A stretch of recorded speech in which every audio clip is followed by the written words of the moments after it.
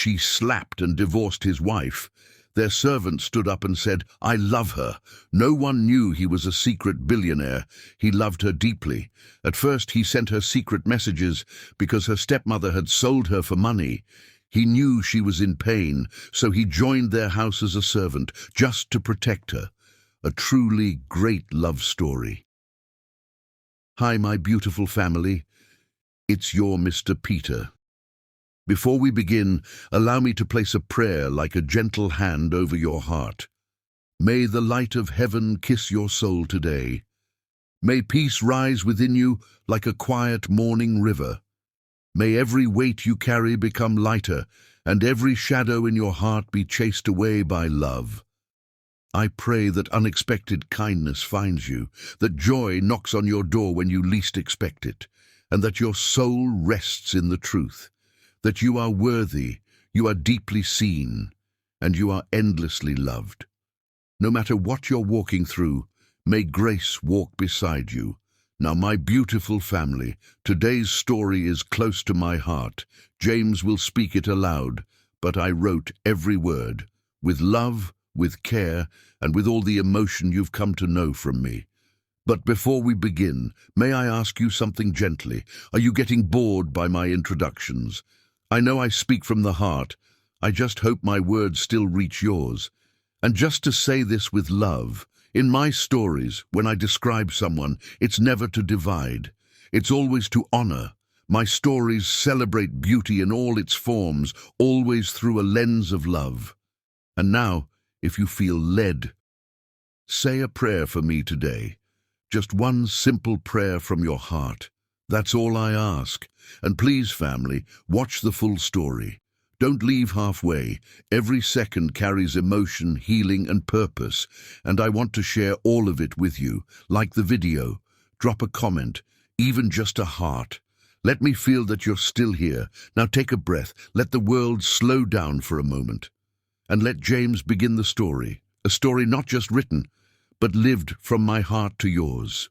"You're nothing but a worthless investment that's never paid dividends," Russell Patterson snarled, as he grabbed Kathy's wrist so tightly she could feel the bones grinding together beneath his manicured fingers. "My mother was right. I should have married Evangeline Thorne instead of wasting 3 years on a pathetic charity case like you." Kathy Lilly stood frozen in the marble foyer of the Patterson mansion, her dark skin bearing the invisible weight of countless such moments. The emerald silk gown Russell had demanded she wear for tonight's charity gala hung perfectly on her graceful frame, but she felt like a decorated prisoner walking to her execution. The 25-year-old woman had learned long ago that beauty meant nothing when your soul was slowly dying inside a golden cage.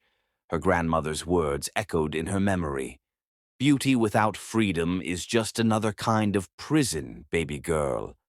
"Please, Russell," she whispered, her voice barely audible above the grandfather clock's merciless ticking.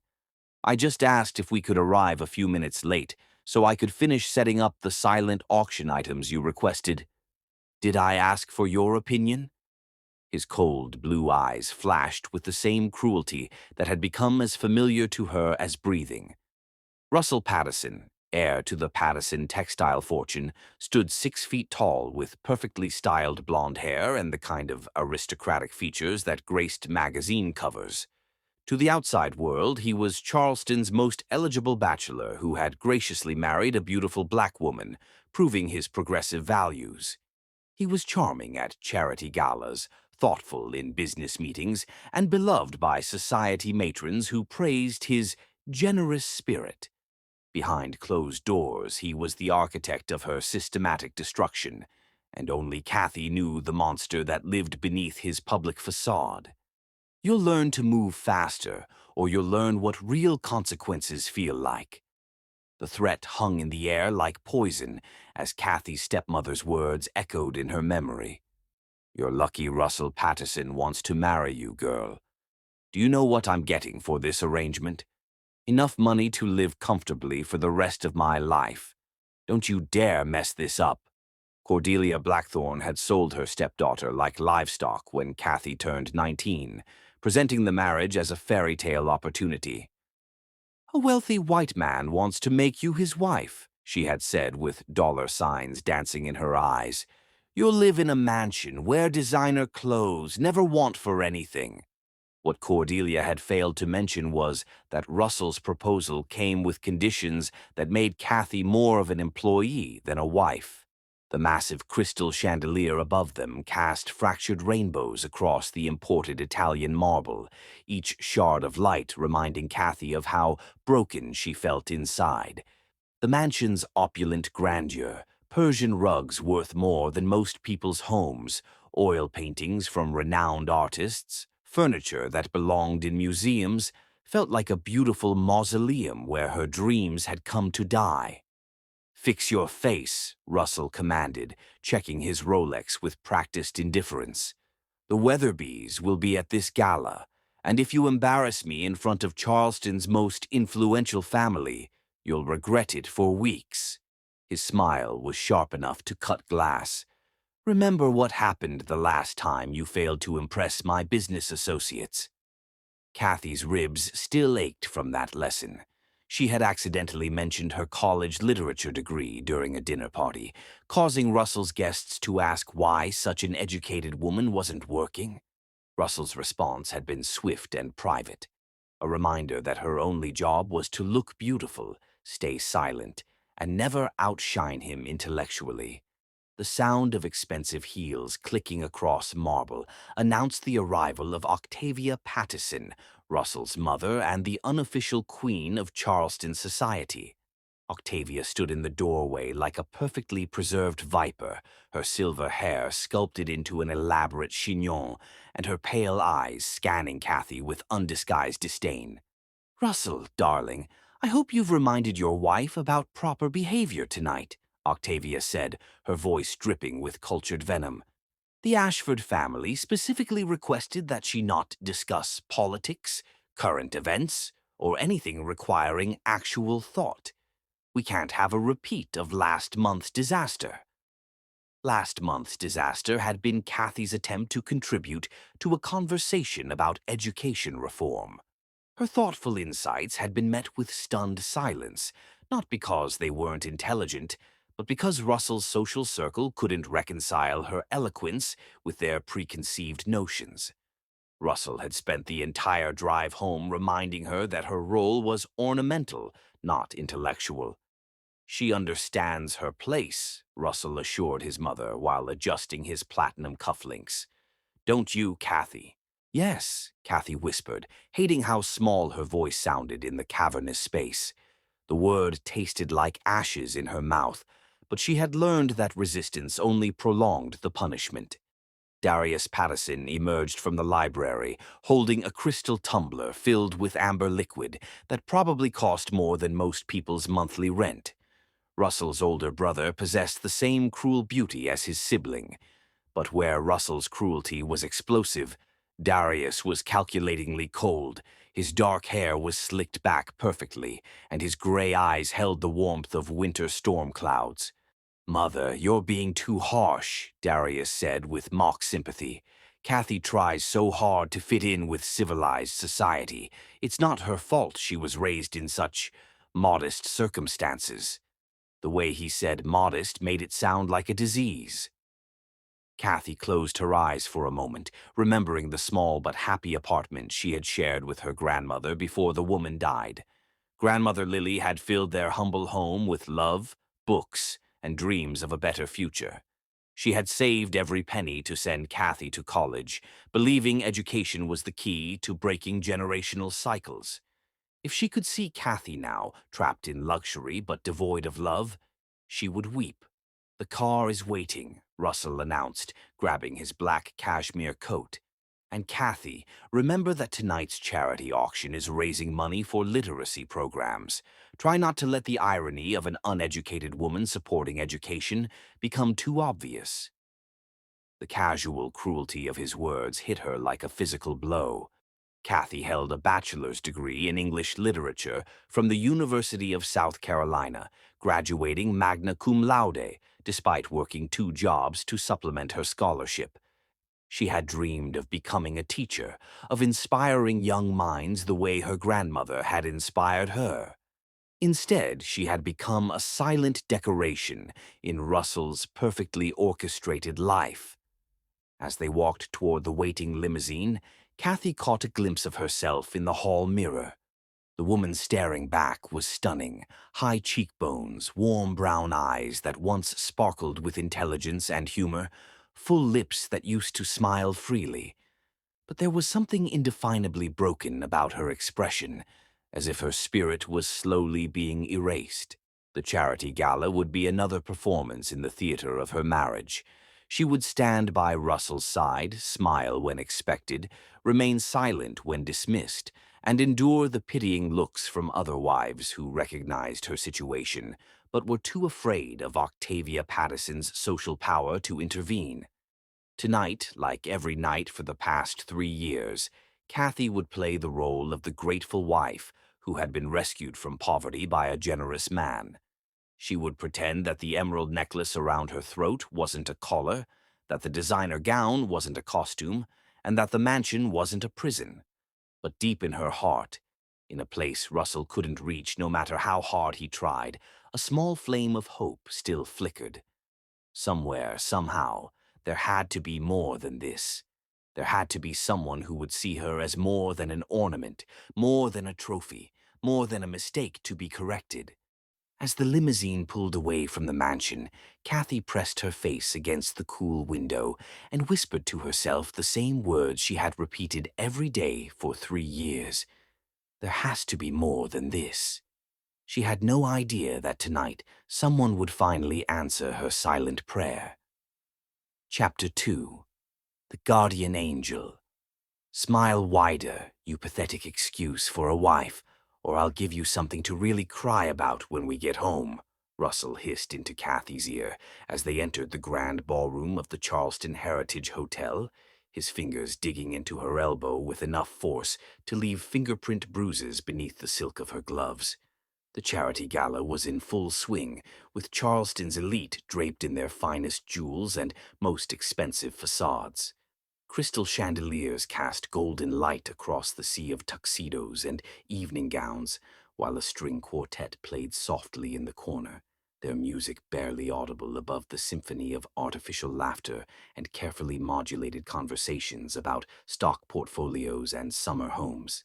Kathy forced her lips into the practiced smile that had become as natural as breathing, even as her soul withered a little more.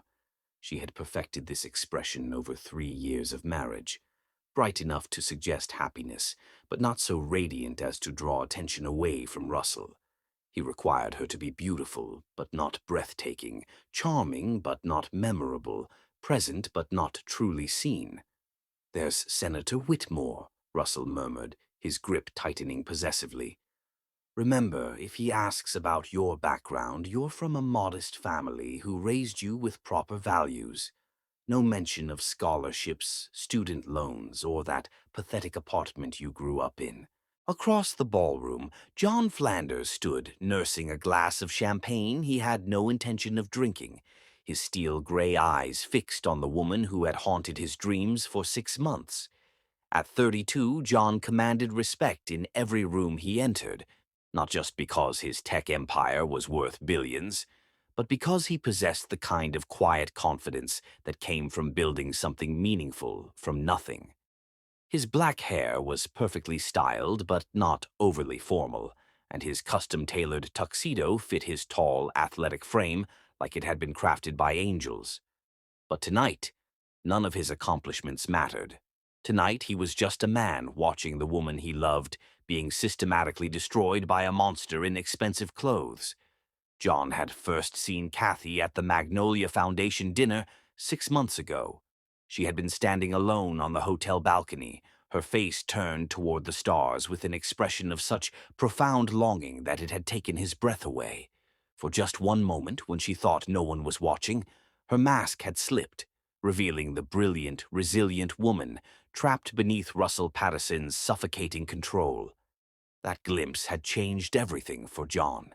He had spent the following months learning everything about her, not through invasive investigation, but through careful observation and genuine interest. He discovered that she had graduated magna cum laude with a degree in English literature. He learned that she had once written poetry, that she loved Maya Angelou and Emily Dickinson, that she had dreamed of teaching young minds to find their voices through literature. What truly captured his heart wasn't just her beauty, but her resilience. He watched her endure Russell's public humiliations with grace, saw her maintain kindness toward household staff despite her own suffering, observed her reading to children at the hospital charity events when she thought no one was looking. This was a woman of substance, intelligence, and strength who was being systematically destroyed by someone who couldn't recognize her worth. He also learned that Russell Patterson was slowly murdering her spirit, one cruel word at a time. "Mr. Flanders?" A voice interrupted his thoughts. John turned to find Franklin Weatherby, one of Charleston's most prominent businessmen, approaching with his characteristic politician's smile. "I didn't expect to see you here tonight. Usually you avoid these social gatherings like the plague." John forced himself to engage in polite conversation while keeping Kathy in his peripheral vision. "The literacy program is important to me," he replied honestly. "Education can transform lives when given the chance." "Spoken like a true self-made man," Franklin chuckled. "Though I have to say, your absence from Charleston's social scene has been noticed. The mothers with eligible daughters have been quite disappointed."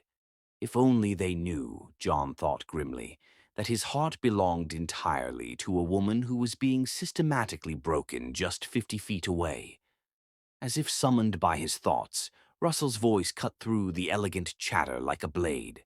"Kathy, for Christ's sake, stand up straight. You look like a question mark bent over like that.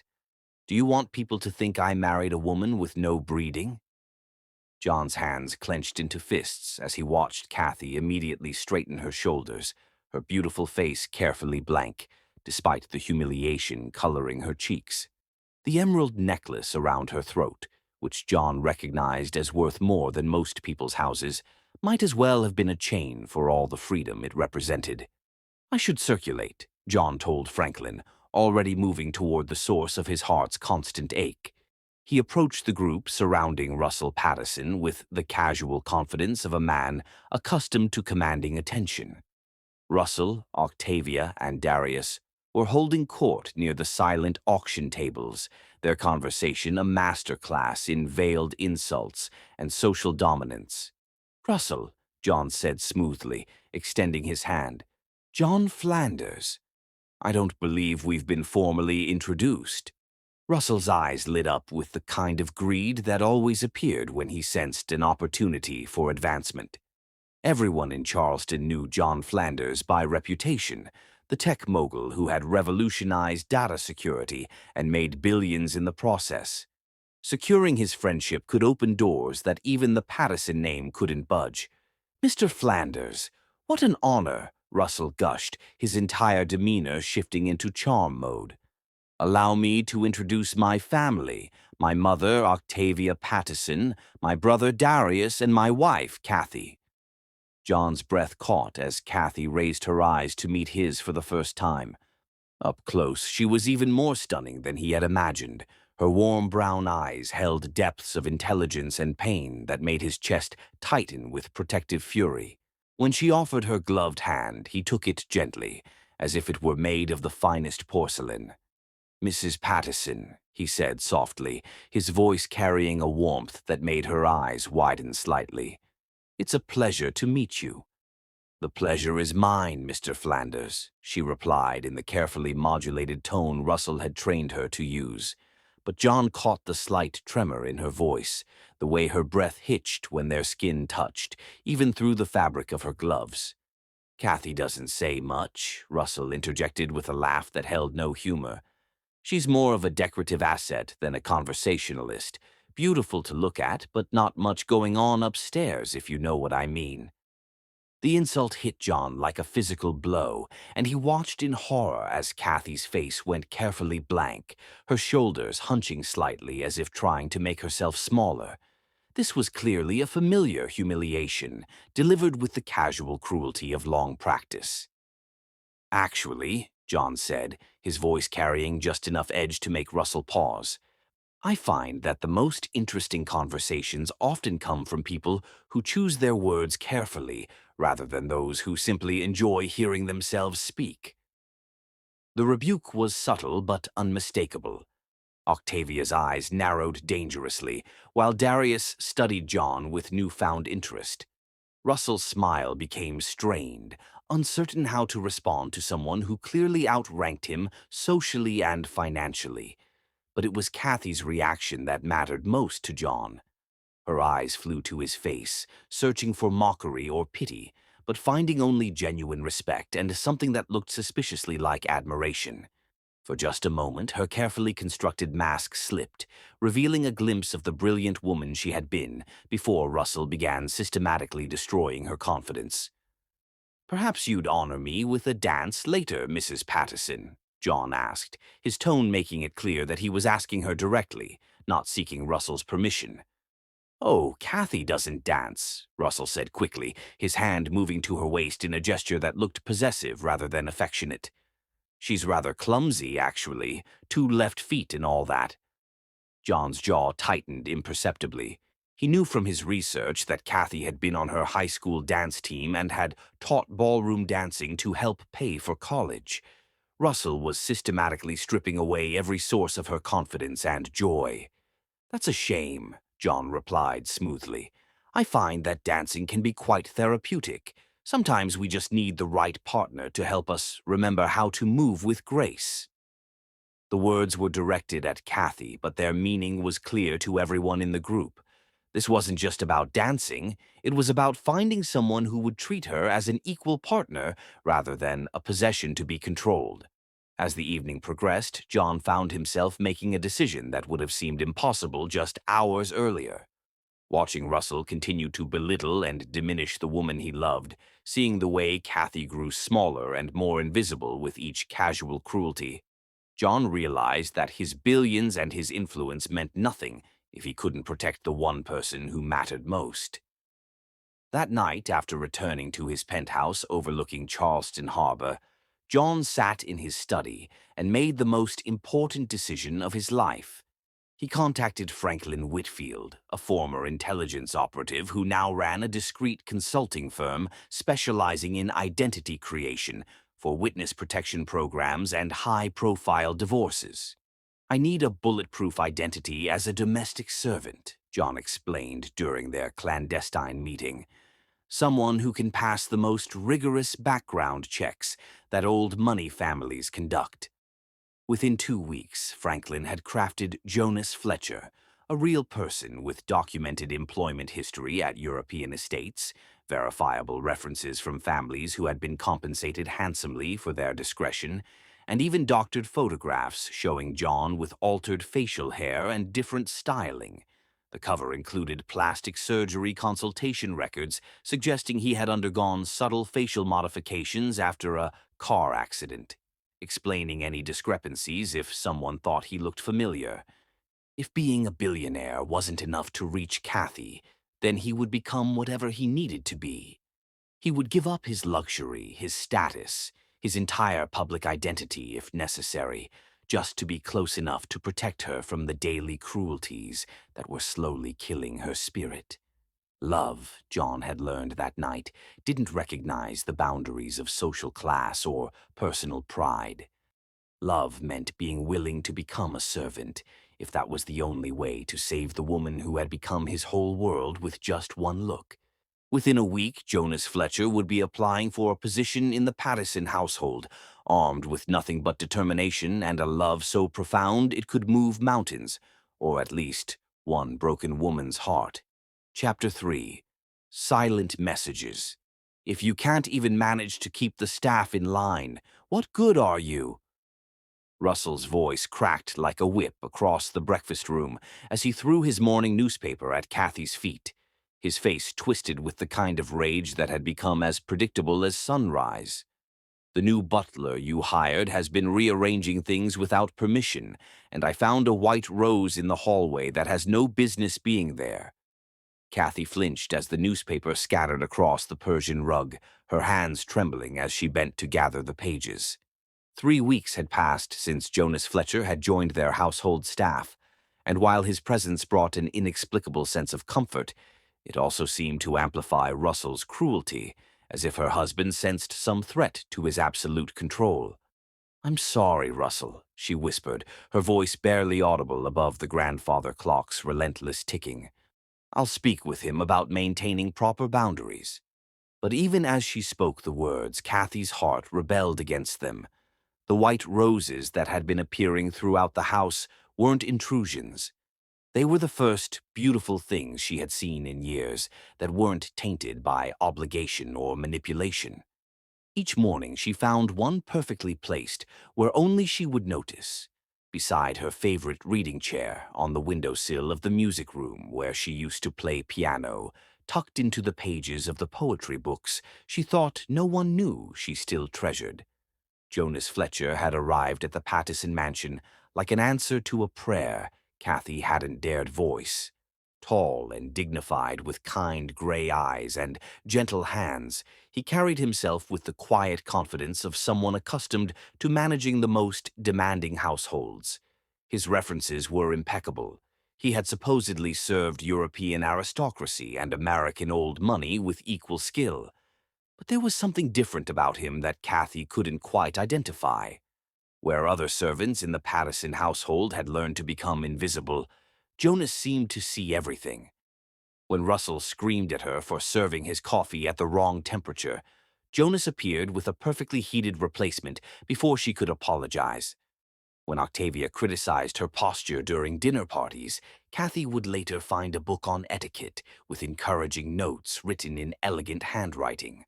When Darius made cutting remarks about her education, Jonas would ensure that the latest issues of literary magazines appeared in her private sitting room. Most remarkably, Jonas seemed to anticipate her needs in ways that felt almost magical. On mornings when she woke with tears on her cheeks from dreams of her grandmother, she would find her favorite lavender tea waiting on the breakfast tray, not the harsh Earl Grey that Russell preferred, but the delicate French blend that reminded her of happier times. The tea service would be arranged on delicate Wedgwood china with a small card featuring quotes from Maya Angelou. "There is no greater agony than bearing an untold story inside you." "I don't want to hear your excuses," Russell continued, his voice rising to the pitch that made the crystal in the dining room rattle. "That butler is overstepping his bounds, and I'm beginning to think you hired him because you have some ridiculous schoolgirl crush. Is that it, Kathy? Are you so desperate for attention that you're fantasizing about the help?" The accusation hit her like a physical blow, not because it was true in the way Russell imagined, but because it touched something dangerously close to reality. Jonas Fletcher made her feel seen in a way she hadn't experienced since her grandmother's death. When he served her meals, his movements were graceful and respectful. When he opened doors for her, he met her eyes with genuine kindness, rather than the calculating assessment she was accustomed to receiving from men. "That's not... I would never," Kathy stammered, her cheeks burning with shame and confusion. "Wouldn't you?" Russell's smile was cruel and knowing. "I've seen how you light up when he enters the room. Do you think I'm blind to your pathetic attempts at flirtation? The way you thank him too often, the way you smile when he hands you things?" Kathy's heart pounded with terror because Russell's observations weren't entirely wrong. She did find herself looking forward to Jonas's quiet presence, did feel a flutter of something that might have been hope when he appeared during Russell's worst moments. But it wasn't romantic fantasy that drew her to him. It was the simple recognition of her humanity that he offered without expecting anything in return. "Perhaps I should dismiss him," Russell mused, watching her face carefully for reactions. "Send him packing with no references. See how much you miss your knight in shining armor then." "Please," the word escaped before Kathy could stop it, her desperation making her voice crack. He's the best butler we've ever had. The house runs smoothly, your schedule is perfectly managed, and even your mother has complimented his service. Russell's eyes gleamed with satisfaction at her obvious distress. Ah, so you do care about him. How touching. Very well, he can stay, but I'll be watching both of you very carefully, and if I catch even a hint of impropriety, he'll be gone, and you'll learn what real consequences feel like.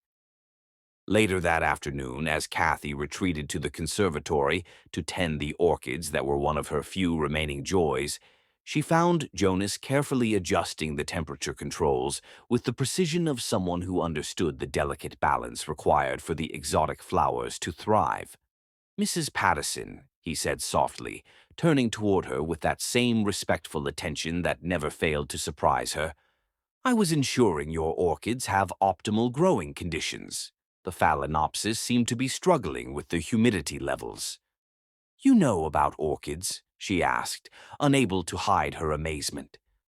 Most of the household staff avoided the conservatory, considering it another of her frivolous pursuits. "My grandmother grew them," Jonas replied, his voice carrying a warmth that made her chest tighten with unexpected emotion. "She taught me that the most beautiful things in life require patience, consistency, and gentle care. They can't be forced to bloom through harsh words or rough treatment." The parallel wasn't lost on either of them. Kathy found herself studying his profile as he checked the soil moisture with practiced hands. There was something almost familiar about the way he moved, as if they had met before in another life where kindness wasn't a luxury she couldn't afford. "Jonas," she said hesitantly, then stopped, unsure how to voice the questions that had been building in her heart for weeks. "Yes, ma'am." His tone was professionally respectful, but she caught something warmer underneath. "The roses, the tea, the way the house temperature is always perfect now, the music in the hallways when I'm sad. Why are you doing these things? It's beyond what any employer would expect." For a moment, his careful composure slipped, and she caught a glimpse of something profound in his gray eyes. Pain, longing, and a depth of feeling that took her breath away. When he spoke, his voice was barely audible above the gentle hum of the conservatory's ventilation system. "Because everyone deserves to be surrounded by beauty, Mrs. Pattison. Everyone deserves to feel valued and seen.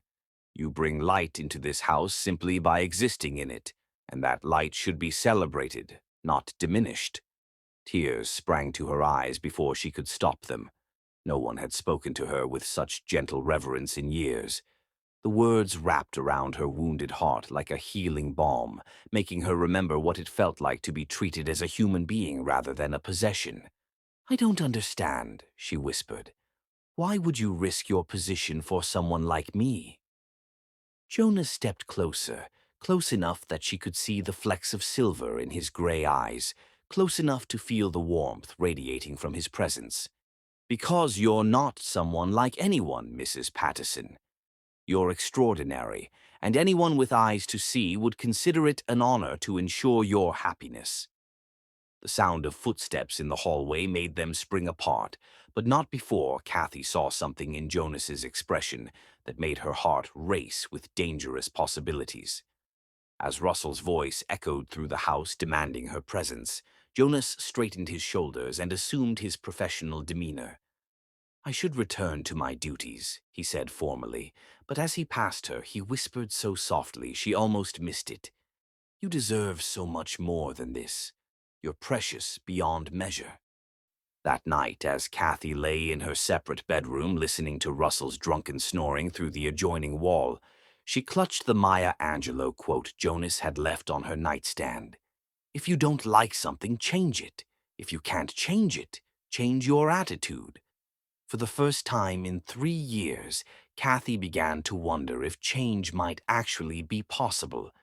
Jonas Fletcher had awakened something in her that Russell's cruelty couldn't quite destroy, the faint but growing belief that she might still be worth saving. She fell asleep holding the white rose he had left beside her bedside lamp. its delicate fragrance promising that somewhere in the darkness, someone was watching over her with a love she couldn't yet comprehend, but desperately needed to believe existed. Chapter 4. The Breaking Point. You cursed witch. Everything started falling apart the day I married you. Russell's fist slammed into the mahogany dining table with such force that the crystal wine glasses jumped, sending crimson liquid splashing across the white linen tablecloth like drops of blood. My business is ruined, my reputation is destroyed, and it's all because I was stupid enough to tie myself to a worthless piece of trash like you. The federal fraud investigation had been building for months, but this morning's headlines in the Charleston Business Journal had finally exposed the extent of Russell Patterson's financial crimes. Years of embezzlement, tax evasion, and investor fraud were now public knowledge, and the FBI had frozen the company's assets pending a full audit. The Patterson textile empire that had stood for 4 generations was crumbling, and Russell needed someone to blame for his own greed and stupidity. Kathy stood frozen beside the sideboard where she had been arranging fresh flowers for tonight's dinner party, a gathering of potential investors that Russell desperately hoped might save his sinking empire. Her hands trembled as she held the crystal vase, every instinct screaming at her to run, while his rage was still contained to words rather than fists. "I'm sorry this is happening," she whispered, her voice barely audible above the storm of his fury. "Maybe we should cancel tonight's dinner." "Cancel?" Russell's laugh was sharp and bitter. "Do you have any idea what's at stake here? Senator Whitmore is coming tonight, along with the Ashford family and Franklin Weatherby. These people could save everything. And you want me to cancel because you're too weak to handle a little pressure?" The irony wasn't lost on Kathy that Russell's salvation depended on the same social connections he had spent years preventing her from cultivating. She had watched him systematically isolate her from potential friendships, dismiss her insights during conversations, and reduce her to a silent ornament at gatherings, where her intelligence might have actually impressed the very people he now needed to charm. Octavia Patterson swept into the dining room like an avenging angel, her silver hair perfectly coiffed despite the family crisis, and her cold blue eyes blazing with righteous indignation. Behind her followed Darius, his usually immaculate appearance showing signs of strain, his tie slightly askew, his eyes rimmed with red from too little sleep and too much whiskey. "Russell, I've just spoken with our attorneys," Octavia announced, her voice carrying the authority of someone accustomed to commanding attention. "The situation is worse than we thought. The investigation has expanded to include money laundering charges, and they're talking about RICO violations."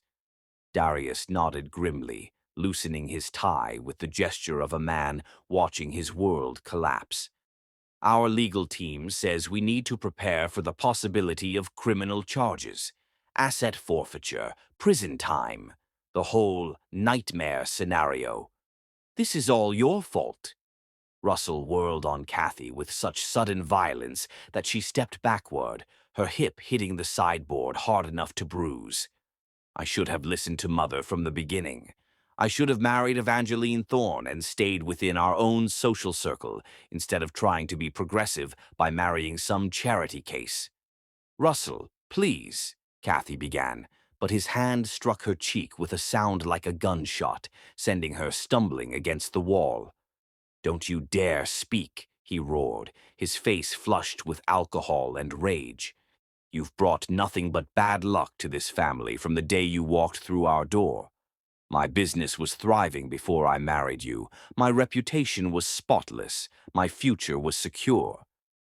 The accusation was as absurd as it was cruel. Kathy had never been involved in Russell's business dealings beyond playing the dutiful wife at company functions. She had no access to his accounts, no knowledge of his illegal activities, no involvement in the decisions that had led to his downfall.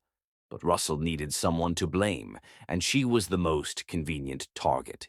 "Perhaps," Octavia said coldly, her eyes fixed on Kathy with undisguised hatred, "it's time to consider cutting our losses." A divorce might actually help your image, Russell.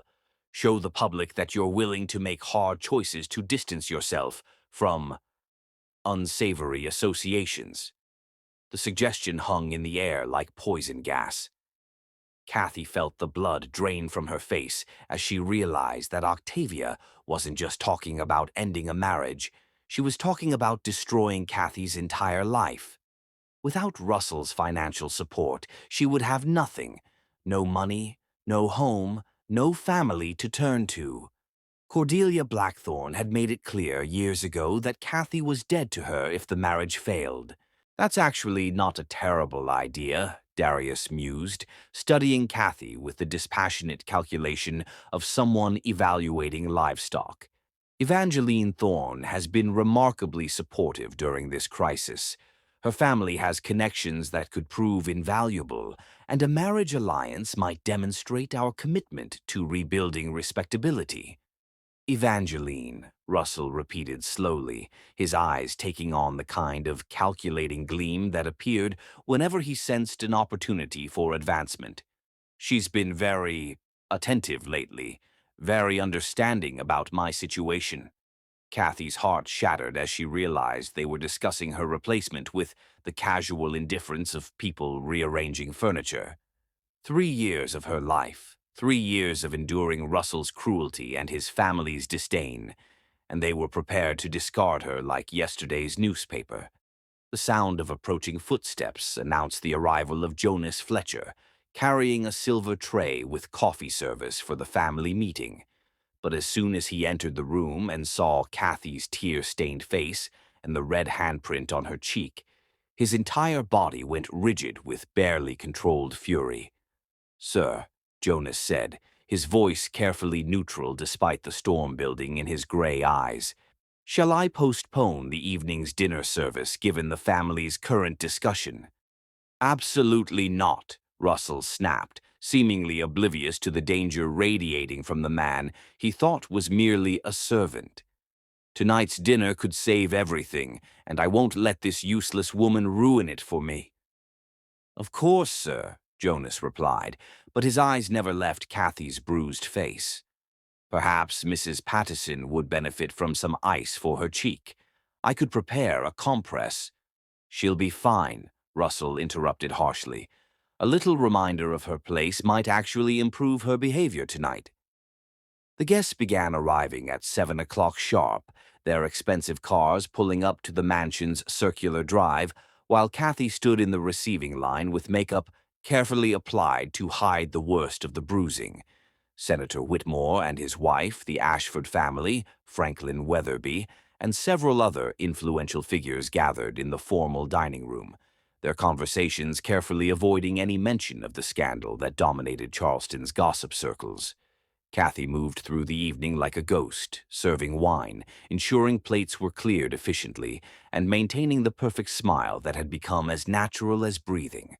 But underneath her composed exterior, something fundamental was breaking apart, like a dam finally succumbing to years of pressure.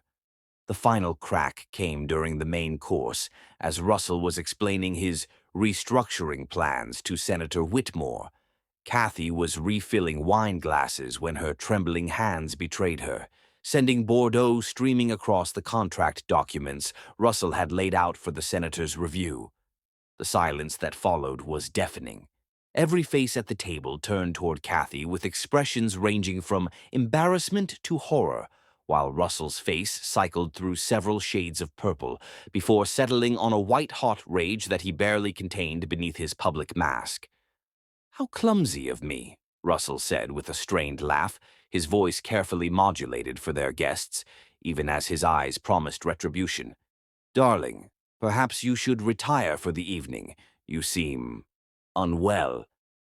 The dismissal was delivered with such false concern that their guests murmured sympathetic agreement, but Kathy could see the violence barely leashed behind Russell's society smile.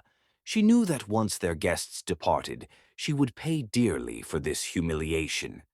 "Actually," Russell continued, his voice carrying the finality of a judge's gavel, "this evening has made something very clear to me. I believe it's time for some significant changes in our domestic arrangements.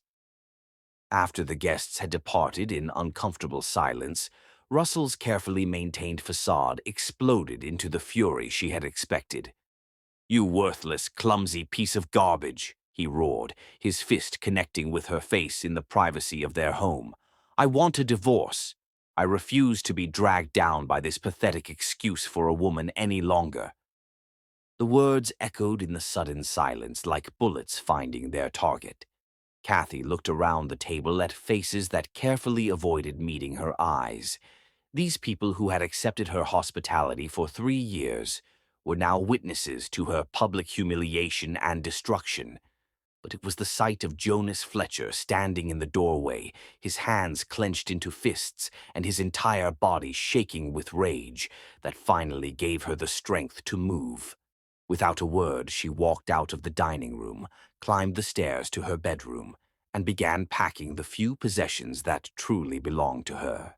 An hour later, she walked out of the Pattison mansion, carrying only a small suitcase and her grandmother's worn copy of Maya Angelou poems.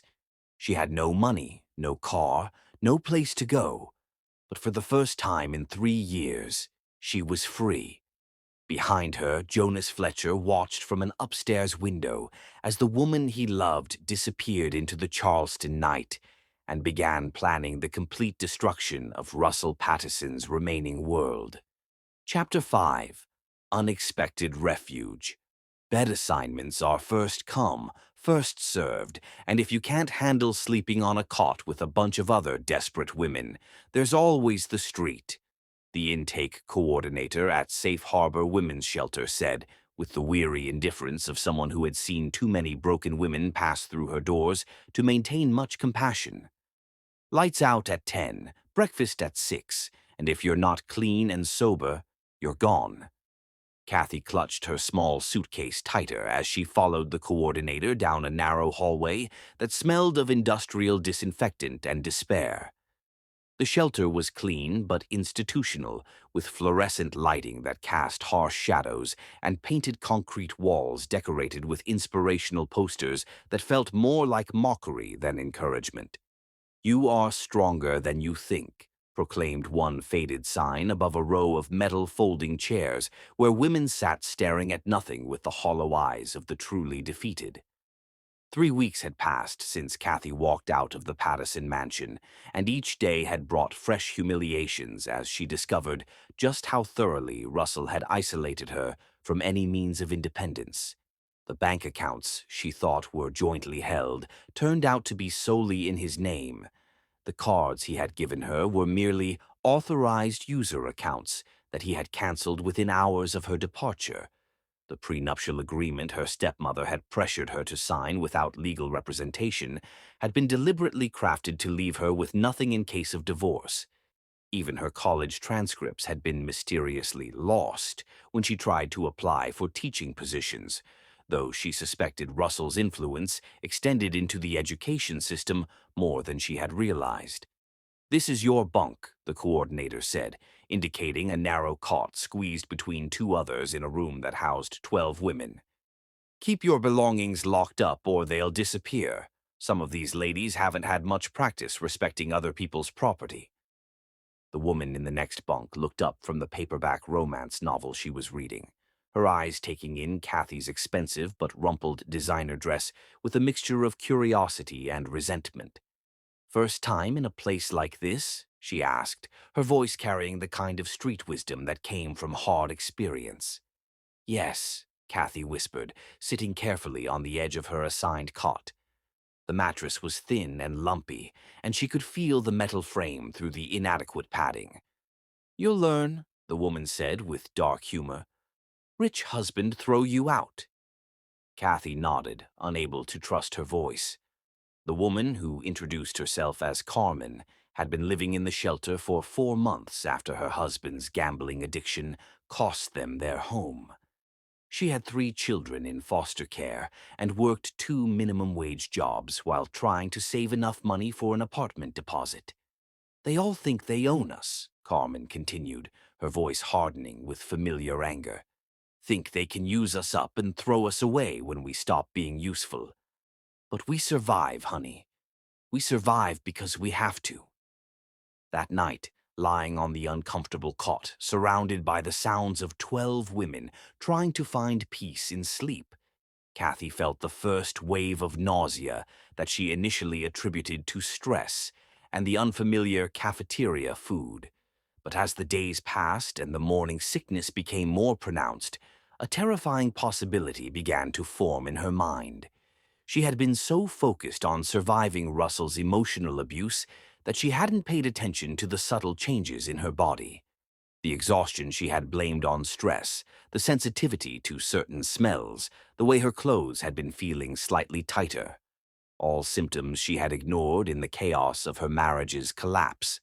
When she finally worked up the courage to buy a pregnancy test from the corner pharmacy, with the few dollars she had earned helping other shelter residents fill out job applications, the two pink lines appeared immediately, confirming her worst fears.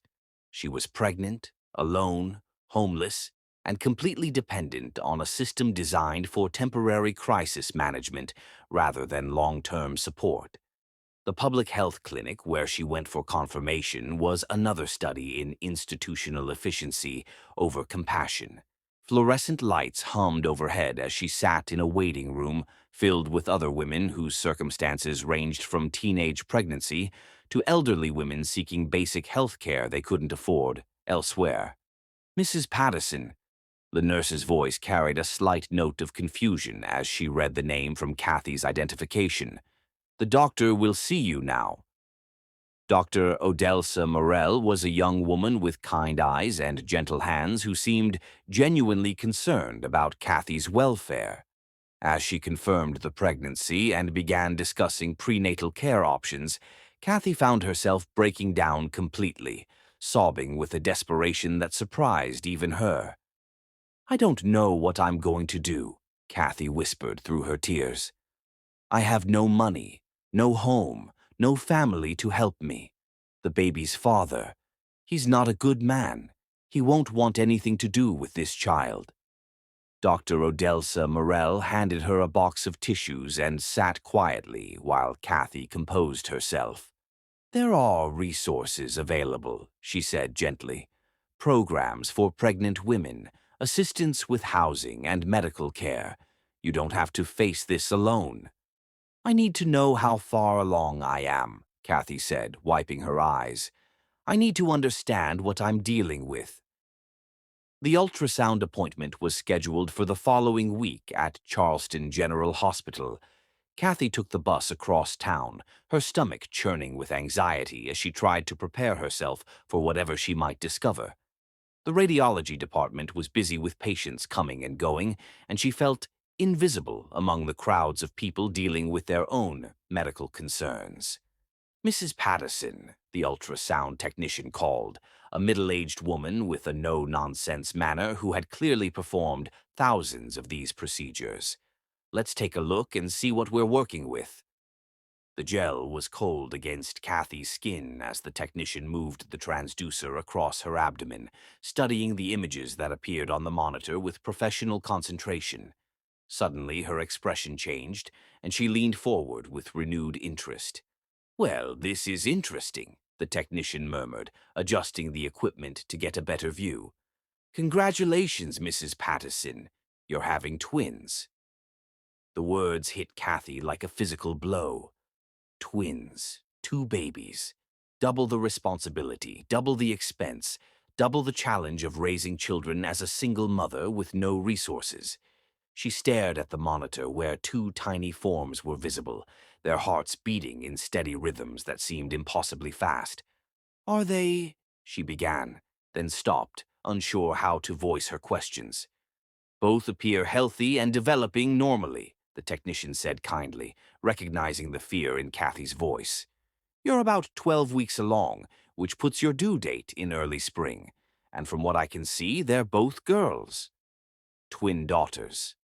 As she lay on the examination table staring at the images of her unborn children, Kathy felt a complex mixture of terror and wonder. These babies were innocent victims of Russell's cruelty, conceived during one of his rare moments of physical attention that had been more about dominance than love. But they were also hers, part of her, deserving of a life free from the poison that had infected her marriage. As she left the radiology department, clutching the ultrasound photos in her trembling hands, Kathy felt overwhelmed by the magnitude of her situation. Twin daughters. The words echoed in her mind as she walked through the hospital corridors toward the exit. Later that evening, while researching prenatal care options on the shelter's shared computer, she discovered something that made her blood run cold.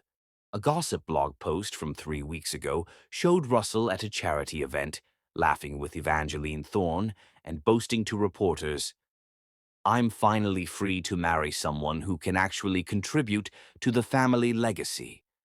My ex-wife would have wanted sons anyway. Daughters are just expensive disappointments that drain resources from real family building." The casual cruelty of his words, the dismissive way he spoke about the children he didn't even know existed, crystallized something hard and determined in Kathy's chest. These babies would never know their biological father's rejection. They would never be made to feel like burdens or disappointments. She would make sure of that, even if it meant fighting the entire world to protect them. But as she walked back to the bus stop, the reality of her situation crashed over her like a cold wave. 2 babies, no money, no home, no support system. The shelter would only let her stay for another month, and after that, she would be truly homeless with 2 newborns to protect. That evening, as she sat in the shelter's common area trying to process the day's revelations, a volunteer approached her. "Mrs. Patterson, there's someone here to see you." Kathy looked up in confusion. "I'm not expecting anyone. He says he used to work for your family, Jonas Fletcher."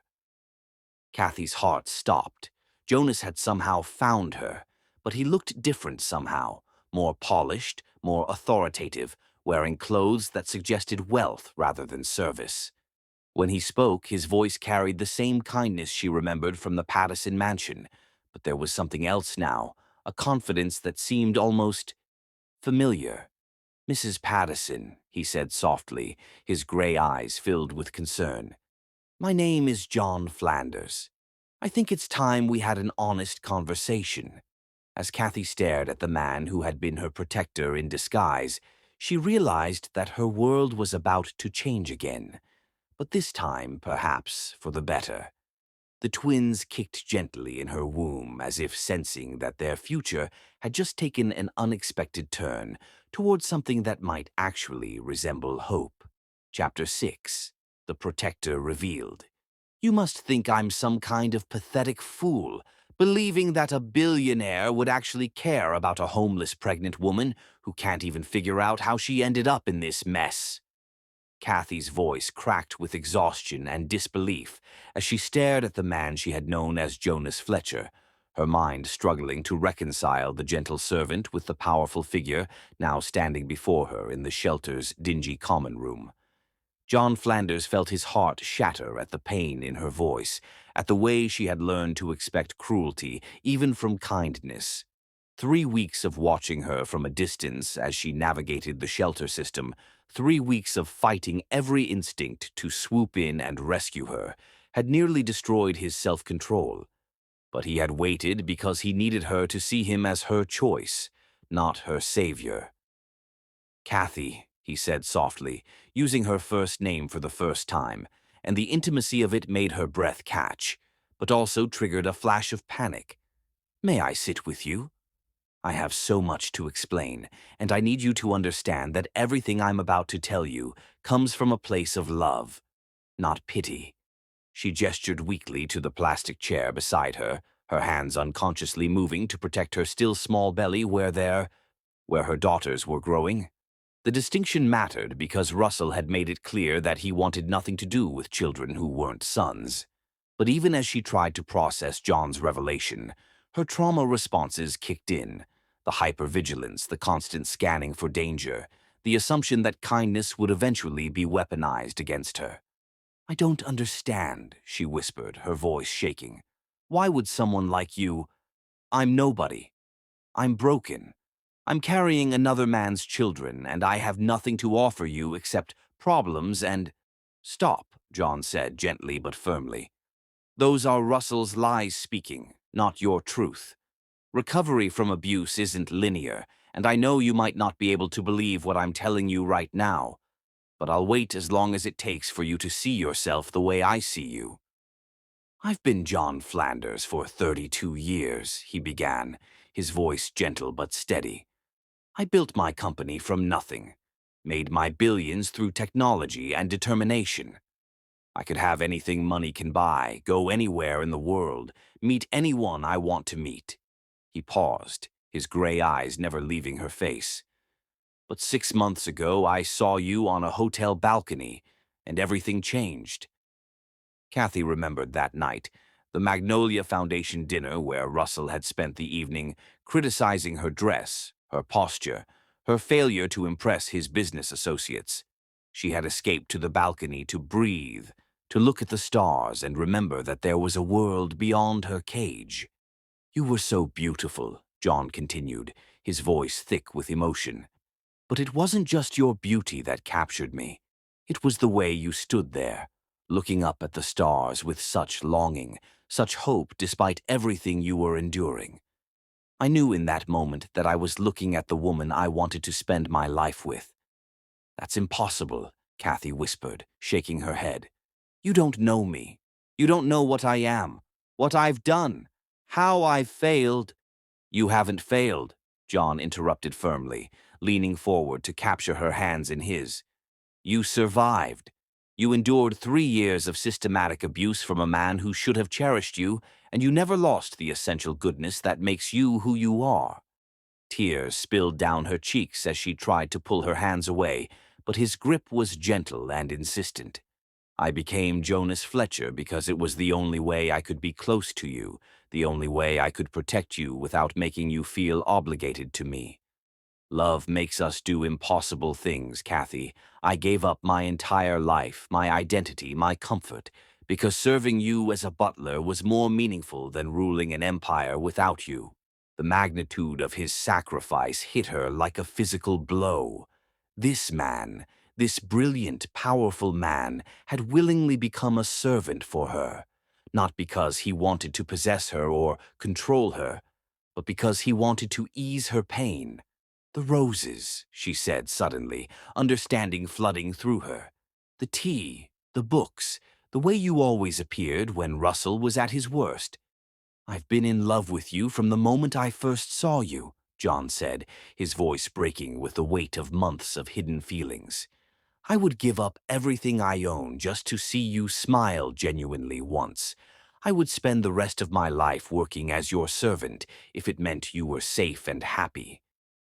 But I'm pregnant, she said desperately, as if this would somehow change his feelings.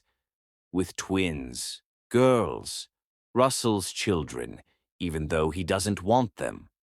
John's reaction was immediate and fierce. He slid from his chair to kneel beside her, taking her face gently in his hands while tears streamed down his own cheeks. Those babies are pieces of your heart, he said with passionate intensity. I already love them because they're part of you. They're not Russell's children. They're yours. And if you'll let me, I want to love them and protect them and raise them as if they were gifts given directly to me by God. The promise in his voice, the absolute certainty of his commitment, overwhelmed her completely. Kathy sobbed against his shoulder as years of loneliness and fear finally found release in the arms of someone who truly saw her worth. I have a proposal, John said when her tears finally subsided. Come home with me. Not as my employee, not out of obligation, but as the woman I love and want to build a life with. I have a cottage on my estate that I've been preparing for months, filled with your favorite flowers, painted in colors that make you happy, with a nursery designed like a fairy tale. John, I can't. This is too much. I don't deserve. You deserve everything beautiful this world has to offer, he interrupted firmly. You deserve to be loved without conditions, protected without control, cherished without payment. Let me give you a safe place to heal, to prepare for your daughters, to remember who you were before Russell tried to destroy your spirit." 3 days later, Kathy found herself standing in the doorway of the most beautiful cottage she had ever seen. John's estate sprawled across hundreds of acres of rolling hills and ancient oak trees, but the cottage felt intimate and welcoming rather than overwhelming. The walls were painted in soft lavender and cream, colors that somehow made her feel immediately peaceful. Fresh white roses filled crystal vases throughout the rooms, and classical music played softly from hidden speakers. But it was the nursery that broke her completely. John had created a wonderland fit for princesses, 2 cribs with hand-carved headboards featuring delicate roses and stars, walls painted with scenes from fairy tales, and a rocking chair positioned perfectly to catch the morning light. Every detail spoke of love and anticipation for daughters who weren't even born yet. As her pregnancy progressed, John became her devoted protector and caregiver, treating her with a reverence that still took her breath away. The first scene that convinced her his love was real came during her worst bout of morning sickness at 16 weeks. She had been violently ill for 3 days, unable to keep anything down, when she woke to find John sitting beside her bed with dark circles under his eyes. "How long have you been here?" she asked weakly. "Since you got sick," he admitted, reaching out to brush her hair back from her sweaty forehead. "I've been holding your hair, bringing you ice chips, monitoring your temperature. I called a doctor. Odelsa Morel, she's coming this afternoon to check on you." When another wave of nausea hit, John helped her to the bathroom, holding her hair with one hand while rubbing gentle circles on her back with the other. As she sobbed with exhaustion and embarrassment, he whispered, "You're carrying miracles inside you, my love. You've never been more beautiful to me than you are right now." The second scene came at 24 weeks, when pregnancy insomnia and the baby's constant movement made sleep impossible. Kathy had been lying awake for hours, tears of frustration streaming down her face when John appeared in her doorway. "Can't sleep?" he asked softly. She shook her head, placing her hands on her growing belly where the twins were engaged in what felt like an elaborate dance routine. "They won't stop moving. Every time I get comfortable, they start kicking again." Without hesitation, John settled into the chair beside her bed and opened a book of poetry. For the next 4 hours, he read to her in his deep, soothing voice. Maya Angelou, Emily Dickinson, Elizabeth Barrett Browning, while massaging her swollen feet and singing gentle lullabies that seemed to calm the babies through her belly. She finally fell asleep to the sound of his voice, promising her daughters that they were already so loved. The third scene, the one that convinced her beyond all doubt that this man's love was real and permanent, came at 32 weeks when the weight of her situation finally crushed her spirit. She had been reading online forums about single motherhood, calculating the costs of raising twins when panic overwhelmed her completely. "Nobody wants me or these babies," she sobbed when John found her collapsed on the nursery floor. "Russell was right. I'm worthless. I can't even take care of myself. How am I supposed to take care of 2 children? They'd be better off without me." John immediately dropped to his knees beside her, gathering her into his arms with infinite tenderness. Through his own tears, he said, "I want you more than my next breath, Kathy. These babies are pieces of your heart, and I already love them fiercely because they're part of you. You 3 are my whole world, my purpose, my everything.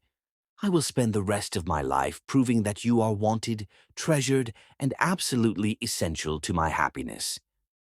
That night, as he helped her into bed and kissed her forehead with the reverence of a man worshipping at an altar, Kathy finally began to believe that love, real, sacrificial, transformative love, might actually exist. The twins kicked gently against her ribs as if they could sense their mother's growing peace and the presence of the man who had already chosen to be their father. Chapter 7. Daughters of Heaven. Even God is punishing me now, sending this storm to make sure I suffer as much as possible during labor, Kathy gasped between contractions as thunder crashed overhead and lightning illuminated the cottage windows like nature's own fireworks display, the March storm seeming to mirror the intensity of the life-changing events unfolding within the safety of John's estate. The contractions had started at dawn, subtle at first like gentle waves, but by afternoon they had transformed into crushing forces that stole her breath and made her grip John's hand with desperate strength. Dr. Odelsa Morel had arrived an hour ago with a full medical team, transforming the cottage's master bedroom into a temporary delivery room with all the equipment necessary to ensure the twins' safe arrival. "The storm will pass, my love," John whispered against her ear, his voice steady despite the fear she could see in his gray eyes. "Just like this pain will pass, and then we'll meet our daughters." He had been saying "our daughters" for weeks now, never once referring to them as anything other than his own, and each time the words fell from his lips, Kathy felt her heart expand with gratitude and wonder. Another contraction seized her, and she cried out despite her determination to be strong. John immediately positioned himself behind her, letting her lean back against his chest while he supported her weight and whispered encouragements that somehow penetrated the haze of pain. His hands were gentle on her shoulders, his presence a solid anchor in the storm of labor. "I can't do this," she sobbed as the pain peaked, her body trembling with exhaustion. "It hurts too much, and I'm scared something will go wrong. What if they're not healthy? What if I'm not strong enough?" "Look at me," John commanded gently, turning her face toward his with tender fingers. "You are the strongest woman I have ever known. You survived 3 years of Russell's cruelty and still managed to keep your beautiful spirit intact. You carried these babies through homelessness and fear and never stopped fighting for them. You can do anything, Kathy, and I will be right here beside you through every moment." Dr. Odelsa Morel looked up from her position at the foot of the bed, her expression calm but focused. "You're doing beautifully, Kathy. The first baby is crowning. Just a few more pushes, and we'll meet your first daughter." The next hour passed in a blur of intensity and wonder. John never left her side, holding her hand when she needed strength, supporting her back when she needed rest, wiping her tears when the pain seemed unbearable. His love was a constant presence, wrapping around her like armor against the fear and uncertainty. "I can see her head," Dr. Odelsa Morel announced with excitement. "One more big push, Kathy." With John's hands supporting her and his voice in her ear, promising that she was almost there, Kathy gathered every ounce of strength she possessed and pushed with everything she had. The sensation of release was immediate and overwhelming, followed by the most beautiful sound she had ever heard, the robust cry of a healthy newborn baby. "She's healthy and strong," Dr. Odelsa Morel said with tears in her eyes as she lifted the squirming pink baby into view. "Absolutely stunning." But it was John's reaction that took Kathy's breath away. The man who had built a billion-dollar empire, who commanded respect in boardrooms around the world, who could have anything money could buy, was sobbing openly at the sight of their first daughter. His whole body shook with emotion as he stared at the tiny miracle doctor. Odelsa Morel was cleaning and examining. "She's so extraordinary," he whispered, his voice breaking with wonder. "Look at her little fingers, her delicate nose. Kathy, we made something miraculous." "We?" Kathy asked softly, her heart overflowing with love for this man who had claimed children that weren't biologically his without a moment's hesitation. "We," John confirmed firmly, kissing her temple with reverence. "She's ours, completely and forever." 20 minutes later, the second twin announced her arrival with even more drama than her sister. The storm outside reached its crescendo just as baby number 2 made her entrance into the world, her cries seeming to command the thunder itself to quiet in respect for her royal presence. When Dr. Odelsa Morel announced, "Another perfect daughter," Kathy felt a moment of panic. She remembered Russell's casual dismissal of daughters, his clear preference for sons who could carry on his legacy. What if John, despite all his promises, felt disappointed that neither baby was a boy? But when she looked at John's face, her fears evaporated like morning mist. He was staring at their second daughter with the same awe and adoration he had shown the first, tears streaming freely down his cheeks as he reached out with trembling hands. "May I?" he asked Dr. Odelsa Morel, his voice thick with emotion. "Of course," she replied, carefully placing the cleaned and swaddled baby in his arms. John's reaction overwhelmed everyone in the room. With both tiny daughters now in his arms, one nestled in each elbow, he looked at Kathy with such profound love and gratitude that she began crying all over again. "Don't worry about anything, my darling," he said, his voice shaking with the intensity of his feelings. "A woman has given me the greatest gift imaginable. Your daughters. I love these precious little girls more than you could ever know, because daughters are gifts straight from God." He kissed both babies' foreheads with infinite tenderness, his tears falling onto their soft blankets. "You are perfect angels," he whispered to them, "and you will know you are loved and cherished every single day of your lives. Daddy's here, and he will protect you always." Then, looking back at Kathy with eyes that held the depth of oceans, he added, "You just gave me a family. You three are my everything, my purpose, my home. I have never been happier than I am in this moment." "Really?" Kathy asked, needing to hear the confirmation. "You're not disappointed they're not boys?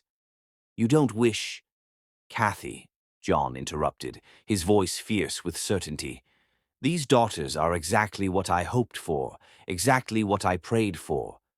Do you know what daughters bring to the world? Compassion, intelligence, strength, beauty. They will change everything they touch, make everything better just by existing. Any man who doesn't see the gift of daughters is a fool who doesn't deserve the blessing." As if to emphasize his point, both babies opened their eyes simultaneously, dark eyes that would eventually lighten to match their mother's warm brown, and seemed to study the face of the man who was promising them unconditional love. "What will we name them?" John asked softly, unable to look away from the tiny faces that had already claimed his heart completely. Kathy had been thinking about names for weeks, choosing carefully because she wanted her daughters to have names that reflected hope and beauty rather than the darkness she had escaped. "Aria Noel," she said, looking at their firstborn, "for the music that brought me peace during my darkest days, and for the Christmas hope of new beginnings." "It's perfect," John agreed, his finger gently tracing Aria's tiny cheek. "And Luna Celeste," Kathy continued, smiling at their second daughter, "for the moon that watched over me when I felt most alone, and for the celestial beauty that reminded me there was still wonder in the world." "Aria Noel and Luna Celeste," John repeated reverently. "Our daughters. My daughters." He looked at Kathy with determination that bordered on fierce. "I want to begin legal proceedings immediately to become their father officially.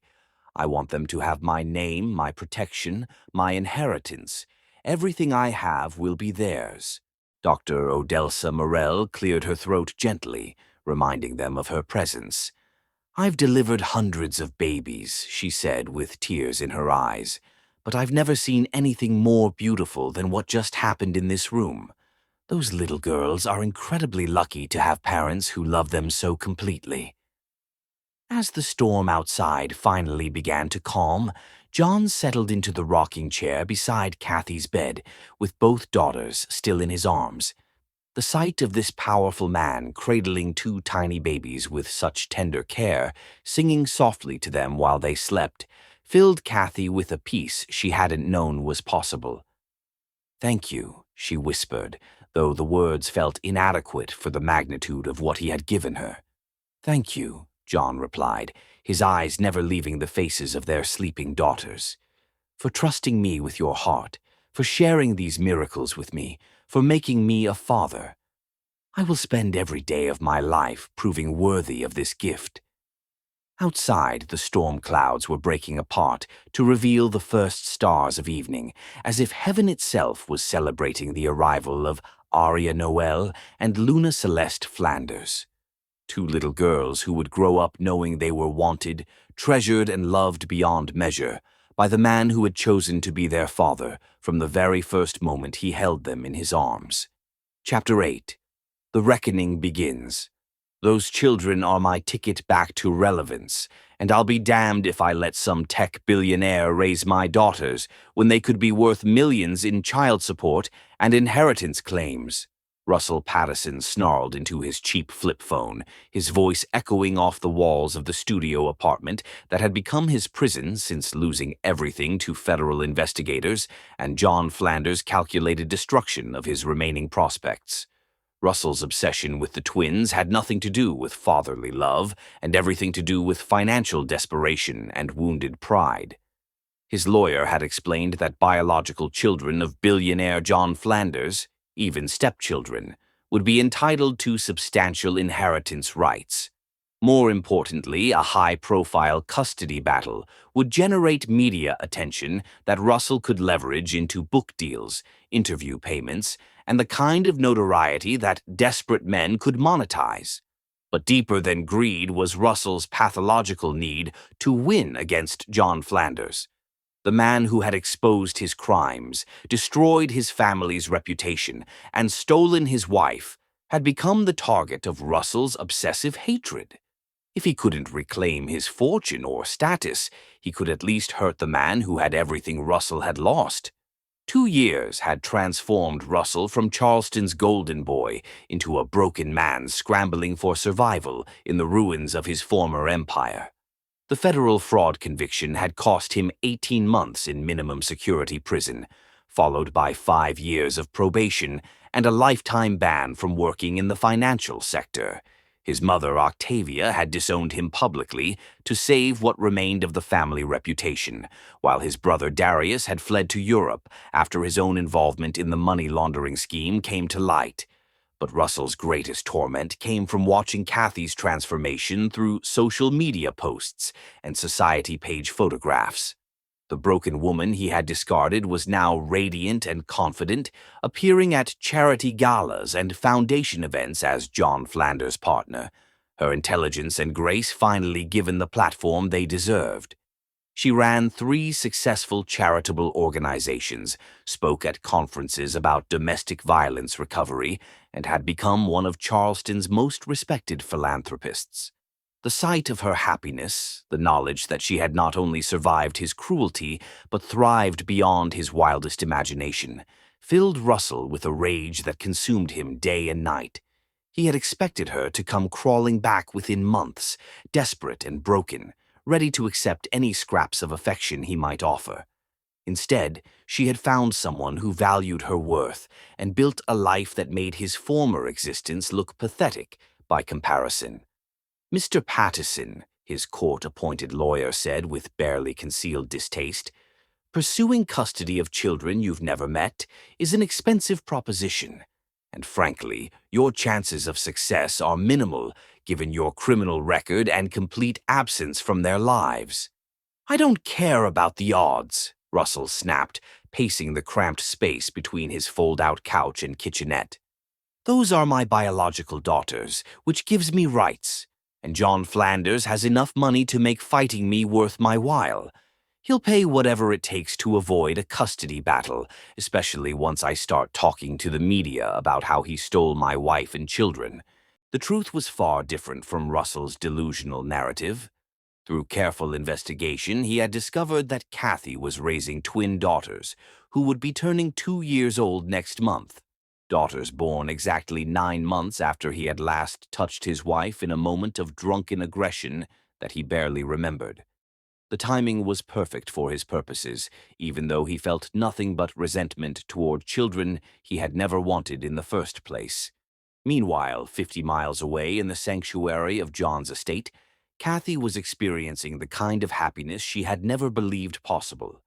The woman who had once walked on eggshells around Russell's volatile moods now laughed freely as she chased two toddlers through the garden John had planted specifically for their enjoyment. Arya and Luna, now walking and beginning to form words, had never known anything but unconditional love and security. "Daddy!" Arya squealed with delight as John emerged from his home office where he had been conducting business calls. At 2 years old, she was already showing signs of her mother's intelligence and her father's determination, while Luna possessed an artistic temperament that found beauty in everything around her. "There are my princesses," John said, sweeping both girls into his arms with the practiced ease of a devoted father. "Have you been helping Mommy with the flower garden?" "Flowers," Luna exclaimed, pointing toward the rose bushes that John had expanded each year, creating a rainbow of colors that bloomed from spring through fall. The garden had become Kathy's sanctuary, a place where she could nurture growing things while healing from years of emotional abuse. "John," Kathy said softly, approaching with a legal document that had arrived that morning via certified mail, "we need to talk." The custody petition was a masterpiece of legal manipulation, filed by Russell's attorney in a jurisdiction known for favoring biological parents, regardless of circumstances. The document painted Russell as a reformed man seeking to establish a relationship with daughters he had only recently learned existed, while subtly implying that John's wealth might not provide the stable family environment that traditional two-parent households offered. "He's claiming he never knew about the twins," Kathy said, her voice shaking with anger and fear. "Says I hid the pregnancy from him and denied him the opportunity to be a father. He wants joint custody, child support, and visitation rights." John's reaction was swift and decisive. Within hours, he had assembled a legal team that included the best family law attorneys in the Southeast, private investigators with experience in exposing fraudulent custody claims, and media specialists who understood how to control narrative in high-profile cases. "Russell Patterson made a fundamental error in judgment," John told his lead attorney during their strategy session. "He assumed I would pay him to go away quietly. Instead, I'm going to destroy him so completely that he'll regret ever speaking our daughters' names." The counterattack began immediately and was more devastating than Russell could have imagined. John's investigators uncovered documented evidence of every incident of domestic violence during Kathy's marriage, including hospital records, photographs of injuries, and testimony from household staff who had witnessed Russell's abuse. They also discovered Russell's financial crimes extended far beyond what federal prosecutors had proven, involving offshore accounts and money laundering schemes that had never been fully investigated. But John's response went beyond legal maneuvering. Using his business connections and considerable influence within the tech industry, he ensured that Russell's attempts to rebuild his life met with obstacles. Through discreet communications with his network of business associates, word spread that Russell Patterson was an unreliable partner with a history of fraud. While John's influence accelerated Russell's isolation, much of the damage came from Russell's own actions. His criminal record was public, his business reputation genuinely destroyed by his own choices, and his abrasive personality had burned bridges long before John entered the picture. The investigation into Octavia and Darius Patterson revealed a web of corruption that had been hidden for decades. Octavia's charitable foundation, which she had used to maintain her social standing, was exposed as a front for tax evasion and money laundering. The revelation that Charleston's grand dame of society had been stealing from children's charities sent shockwaves through the elite circles she had dominated for 30 years. Darius's European exile came to an abrupt end when Interpol issued warrants for his arrest on international financial fraud charges. The evidence John's team provided to authorities painted a picture of a criminal enterprise that had operated with impunity for generations, protected by social status and carefully cultivated political connections. The media coverage was relentless and devastating. Russell's custody petition became the subject of investigative journalism that exposed every detail of his abuse toward Kathy, his criminal conviction, and his current circumstances. The man who had once been featured on society pages was now the subject of true crime documentaries about domestic violence and financial fraud. "Mr. Patterson," his lawyer said during their final meeting, "I strongly advise you to withdraw the custody petition. Mr. Flanders has evidence that could result in additional criminal charges being filed against you. Your chances of gaining any form of custody are zero, and continuing this fight will only bring more scrutiny to activities you probably don't want investigated." Russell's response was to fire his lawyer and attempt to represent himself, a decision that proved to be his final mistake. During the custody hearing, Kathy testified about the systematic abuse she had endured, while John's legal team presented evidence that painted Russell as a dangerous man who had shown no interest in his biological children until he saw an opportunity for financial gain. The judge's ruling was swift and unequivocal. Russell's parental rights were terminated completely, citing his criminal record, history of domestic violence, and clear lack of genuine interest in the children's welfare. The twins would legally become John's daughters through formal adoption, their names changed to Aria Noel Flanders and Luna Celeste Flanders. But for John, the legal victory was secondary to the personal one. As they left the courthouse with their 18-month-old daughters playing happily in their stroller, completely unaware of the threat that had been neutralized, he realized that Russell's greatest punishment wasn't financial ruin or social exile. It was knowing that he had lost the chance to be part of something beautiful, something real, something that money couldn't buy. "It's over," Kathy whispered, finally allowing herself to believe that Russell could never hurt their family again. "No," John replied, watching Arya and Luna chase butterflies in the courthouse garden, while Kathy's face glowed with relief and happiness. "It's just beginning. The best parts of our story are still ahead of us." That evening, as they tucked their daughters into the cribs John had built with his own hands, both parents understood that they had won more than a legal battle. They had won the right to build a family based on love rather than obligation, choice rather than circumstance, and hope rather than fear. Chapter 9. Love Unguarded. Stop lying to yourself about what this is. He doesn't love you. He just pities you. And the moment he gets tired of playing house with a broken woman and her bastard children, he'll discard you just like Russell did, the cruel voice in Kathy's mind whispered as she watched John patiently teaching 3-year-old Arya how to build a sandcastle in their backyard sandbox, his expensive business shirt rolled up to his elbows and his face glowing with genuine joy at their daughter's delighted laughter. 6 months had passed since the custody battle's resolution, and Kathy had spent every day fighting the internal war between her growing love for John and her terror that she was somehow taking advantage of his kindness. Russell's final cruelty lived on in the doubts he had planted in her mind, the insidious belief that she was fundamentally unworthy of real love, that any man who claimed to care for her was either lying or would eventually discover his mistake. But watching John with their daughters was slowly eroding those poisonous thoughts. This was a man who built his empire during nap times so he could be present for every milestone.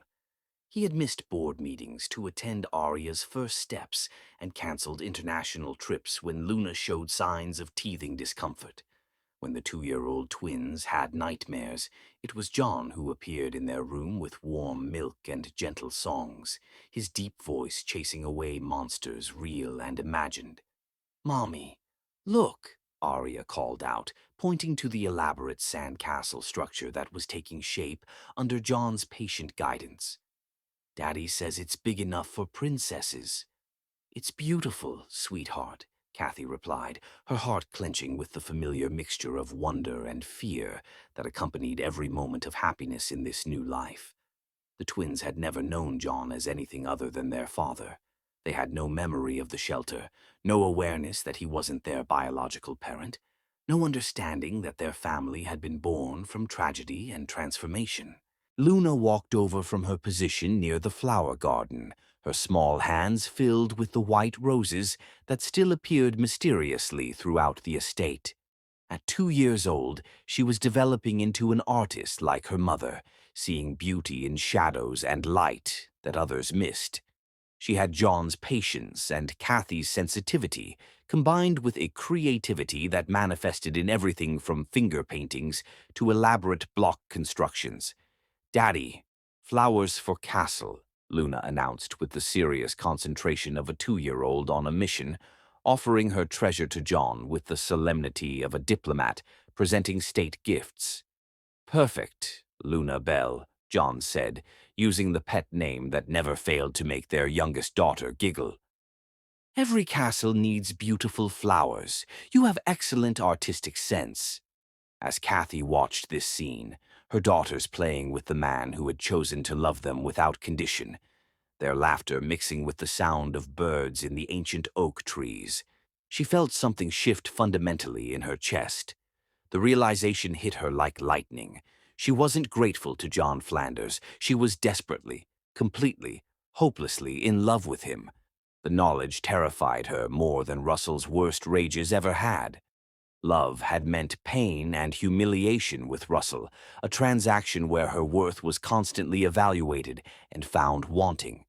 But what she felt for John was entirely different. A deep, abiding affection that had grown from friendship and respect into something that felt as essential as breathing. It was the difference between being owned and being cherished, between performing for approval and being accepted completely. Even now, 18 months after Russell's final cruelty, she still had flashbacks during thunderstorms, still felt panic when voices were raised, still caught herself apologizing for things that weren't her fault. But John had never once shown impatience with her healing process, never made her feel weak for needing time to trust again. His love was patient and steady, creating space for her to recover at her own pace. She loved the way he made coffee in the morning, humming softly while he prepared breakfast for their family. She loved how he listened when she talked about her dreams for expanding their charitable work, his questions thoughtful and encouraging rather than dismissive. She loved watching him read bedtime stories with different voices for every character, his dramatic interpretations making Arya and Luna collapse with giggles. Most of all, she loved the man he was when no one was watching, patient with telemarketers, kind to delivery drivers, generous with employees who made mistakes. His goodness wasn't performed for her benefit. It was simply who he was, as natural as his breathing. That evening, after the twins had been bathed and tucked into their beds, with the elaborate bedtime ritual that included story time, lullabies, and individual conversations about their day, Kathy found herself standing in the doorway of the nursery, watching John arrange Luna's stuffed animals in precisely the order she preferred. "You don't have to do that," she said softly. "You've had a long day with the board meeting, the conference calls."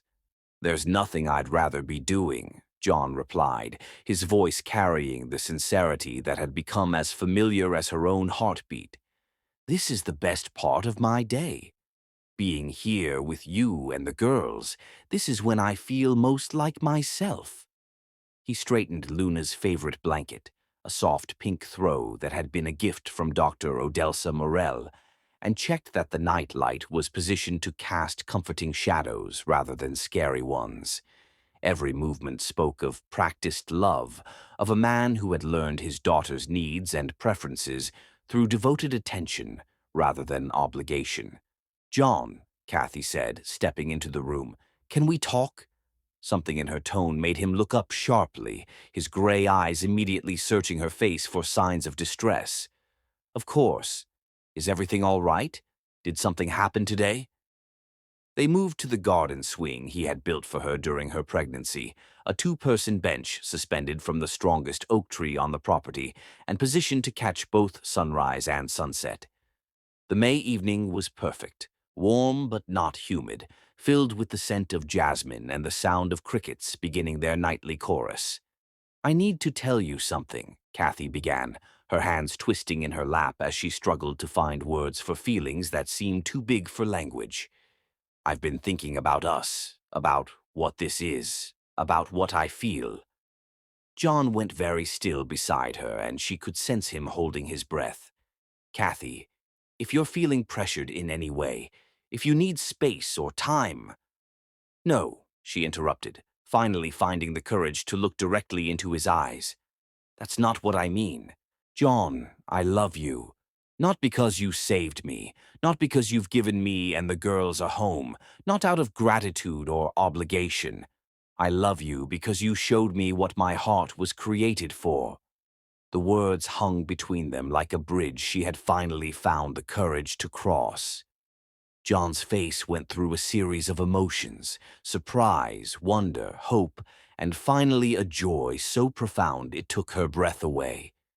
"Kathy," he whispered, his voice rough with emotion, "I've been desperately in love with you since the first moment I saw you, but I was terrified you'd feel obligated to love me back. I wanted to earn your heart, not buy it with security or comfort."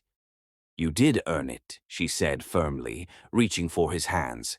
"Every day, with every kindness, every moment of patience with the girls, every time you've treated me like someone worth cherishing rather than someone worth fixing. You earned my love by being the man you are when no one's watching, when there's nothing to gain except the satisfaction of doing right." They sat in silence for a moment, both processing the magnitude of what had just been spoken aloud. Then John slipped from the swing to kneel on one knee in front of her, and Kathy's heart began racing with a mixture of hope and disbelief. "I've been carrying something for months," he said, reaching into his pocket to withdraw a small velvet box. "Not an expensive diamond meant to impress, but something I hoped would mean more." When he opened the box, Kathy gasped. Inside was her grandmother's ring, the simple gold band with a modest pearl that grandmother Lily had worn for 60 years of marriage. The ring Cordelia had sold, along with everything else, when she liquidated the estate.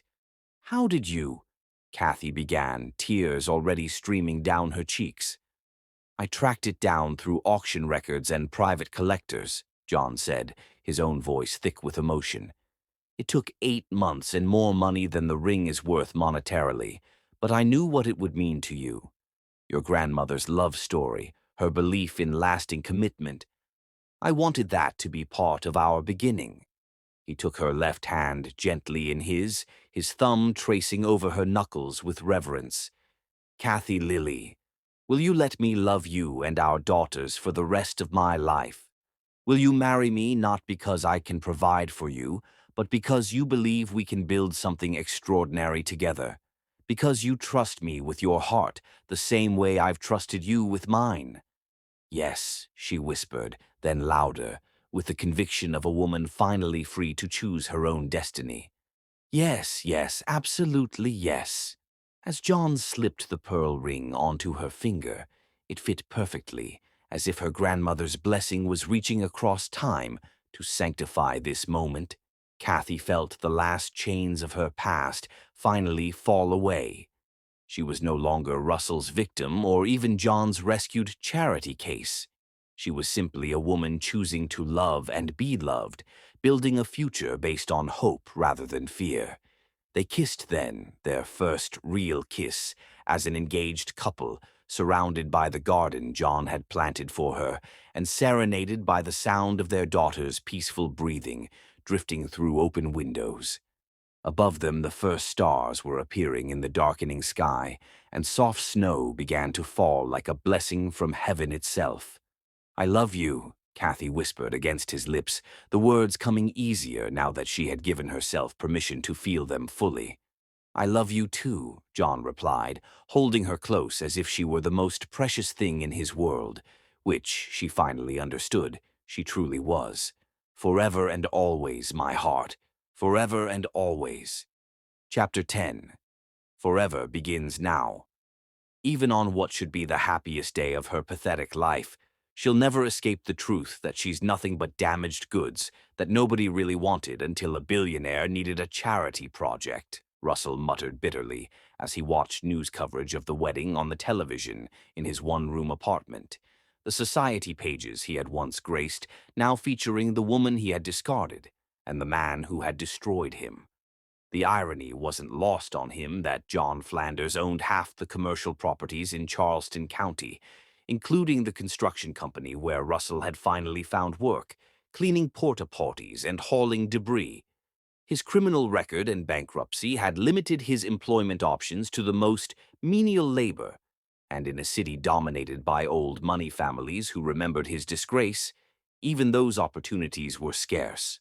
From his position emptying trash cans, he could see the elaborate preparations for what Charleston society was calling the wedding of the decade.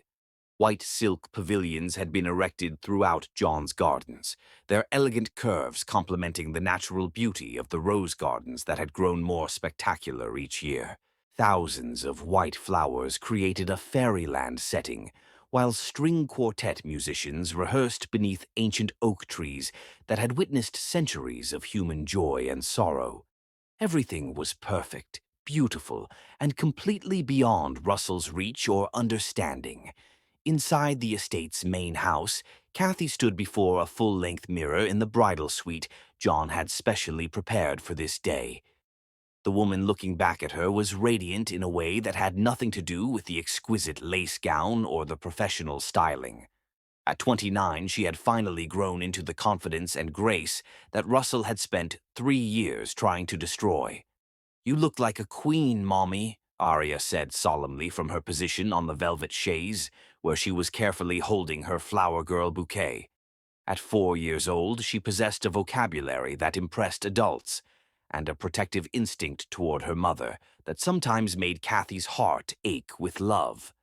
"Queen Mommy," Luna agreed enthusiastically, spinning in her matching flower girl dress until the silk skirt flared out around her like a miniature ball gown. Luna's artistic temperament had only grown stronger with age, and she saw magic in everything from butterfly wings to the way sunlight caught in crystal glasses. Dr. Odelsa Morel, who had become not just Kathy's physician but one of her closest friends, finished adjusting the train of the wedding dress with the precision of someone accustomed to handling delicate situations. "I've never seen a more beautiful bride," she said with tears in her eyes, "and I've never seen two people more meant for each other."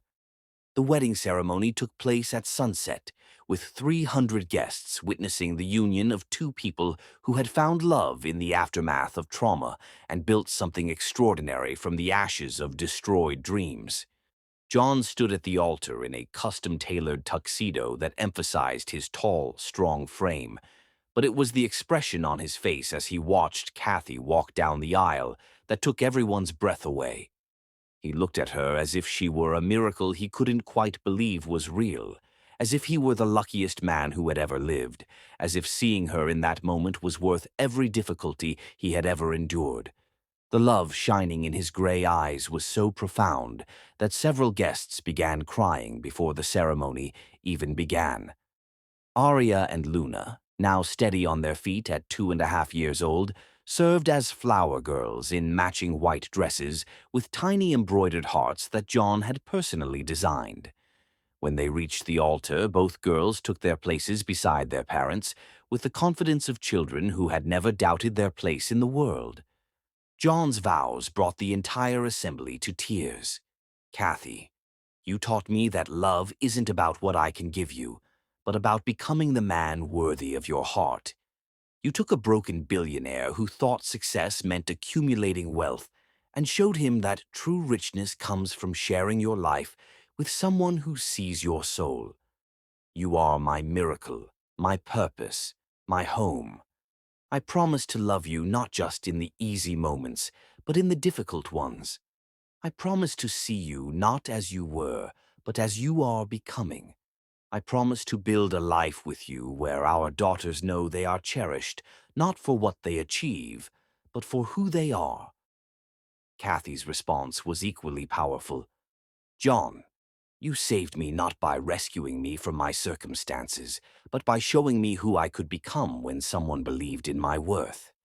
You loved me when I couldn't love myself, protected me when I couldn't protect myself, and gave me the space to heal and grow into the woman I was meant to be. You are my partner, my protector, my greatest love. I promise to build dreams with you, to face challenges beside you, and to love you with all the strength of a heart that finally understands what it was created for. When the minister pronounced them husband and wife, John's kiss was tender and reverent, a promise sealed in front of witnesses who understood they were seeing something rare and precious. Arya and Luna clapped enthusiastically, their laughter mixing with the sound of champagne corks popping, and congratulations flowing from friends who had watched this love story unfold over years of patience and devotion. The reception continued late into the evening, with dancing under the stars and toasts that celebrated not just the marriage but the family that had been forged through choice rather than circumstance. John's first dance with his new wife was followed by father-daughter dances with Arya and Luna, both girls standing on his feet, while he waltzed them around the dance floor with the solemnity of a man honoring princesses. The years that followed their wedding became a testament to the healing power of unconditional love. 5 years later, the Flanders family had become legendary in Charleston for their devotion to each other and their community impact. Her transformation from victim to advocate had inspired thousands of women to believe that escape and healing were possible. But it was in the quiet moments of daily life that their love story truly shone. Every morning, John still left handwritten notes for Kathy expressing his love and gratitude for another day together. He had never missed a school performance, ballet recital, or parent-teacher conference, running his billion-dollar empire around the schedule of two little girls who called him Daddy and meant it with every fiber of their beings. Arya, now 7.5 years old, was developing into a natural leader with her mother's intelligence and her father's determination. She excelled in school, showed remarkable empathy for children who were struggling, and had already announced her intention to become a lawyer who helps people like Mommy used to need help. Luna, equally brilliant but artistically inclined, filled their home with paintings, sculptures, and elaborate stories that revealed a creativity inherited from generations of women who had found beauty in difficult circumstances. She had John's patience and Kathy's sensitivity, combined with an ability to see magic in the ordinary world that reminded adults to look more carefully at the wonders around them. On a crisp October evening, as autumn painted the estate's trees in shades of gold and crimson, the family gathered on their porch swing for the daily ritual that had become sacred to all of them. John sat with Kathy curled against his side, while Arya and Luna snuggled against their parents, everyone watching the sunset paint the sky in impossible colors. "Tell us the story, Daddy," Luna requested, her voice carrying the drowsy contentment of a child who had never known fear or uncertainty. "Which story, Luna Bell?" John asked, though he already knew the answer. "The story about how you and Mommy found each other," Arya said seriously. "The one about true love that's stronger than everything bad." As John began the familiar tale, carefully edited for young ears, but true in all the ways that mattered, Kathy spotted a figure in the distance. Russell Pattison was walking slowly along the public road that bordered their property, his shoulders bent with the weight of choices that had cost him everything meaningful. He had become a cautionary tale in Charleston circles, a reminder that cruelty and selfishness ultimately destroyed the person who practiced them. But Kathy felt no anger as she watched him disappear into the gathering darkness. Russell's greatest punishment wasn't poverty or social exile. It was knowing that he had lost the chance to be part of something beautiful, something real, something that money couldn't buy and power couldn't control. And they lived happily ever after, John concluded, kissing the top of Luna's head while Arya nestled deeper into her mother's embrace. Really happily ever after? Arya asked, needing the reassurance that some stories truly did have perfect endings.